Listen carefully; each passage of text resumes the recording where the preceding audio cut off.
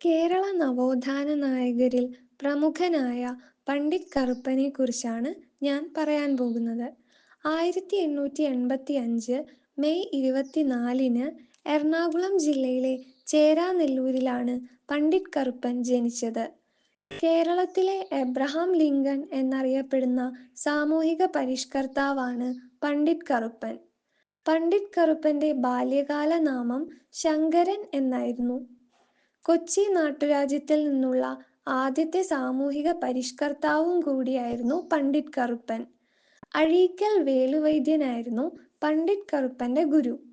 അരയ സമുദായത്തിന്റെ നവോത്ഥാനത്തിന് വേണ്ടി പ്രവർത്തിച്ചിട്ടുള്ള സാമൂഹിക പരിഷ്കർത്താവാണ് പണ്ഡിറ്റ് കറുപ്പൻ.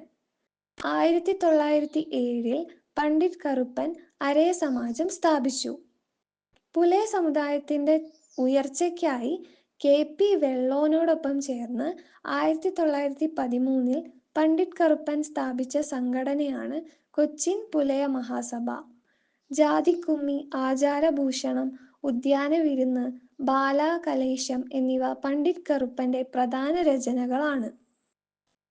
ജാതിവ്യവസ്ഥയ്ക്കും തൊട്ടുകൂടായ്മയ്ക്കും എതിരെയുള്ള കേരളത്തിലെ ആദ്യത്തെ കൃതിയാണ് ജാതിക്കുമ്മി. അതുപോലെ അന്ധവിശ്വാസങ്ങൾക്കെതിരെ പ്രചോദനം നൽകാൻ പണ്ഡിറ്റ് കറുപ്പൻ നടത്തിയിട്ടുള്ള ഒരു രചനയാണ് ആചാരഭൂഷണം. ജാതീയമായ ഉച്ചനീചത്വങ്ങൾക്കെതിരെ ജനവികാരം വളർത്തുന്നതിന് സഹായിച്ചിട്ടുള്ള പണ്ഡിറ്റ് കറുപ്പന്റെ രചനകളാണ് ഉദ്യാനവിരുന്ന്, ബാലാകലേശം എന്നിവ.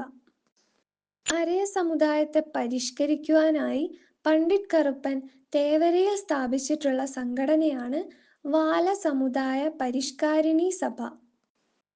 1925 പണ്ഡിറ്റ് കറുപ്പൻ കൊച്ചിൻ ലെജിസ്ലേറ്റീവ് കൗൺസിലിൽ അംഗമായി.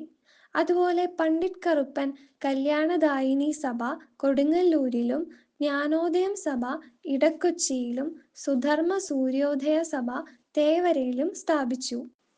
അതുപോലെ തന്നെ വടക്കൻ പറവൂരിൽ പ്രബോധ ചന്ദ്രോദയ സഭ, എങ്ങണ്ടിയൂരിൽ അരയ വംശോദ്ധരണി സഭ, കുമ്പളം എന്ന സ്ഥലത്ത് സന്മാർഗ പ്രദീപ സഭ എന്നിവ സ്ഥാപിച്ചു.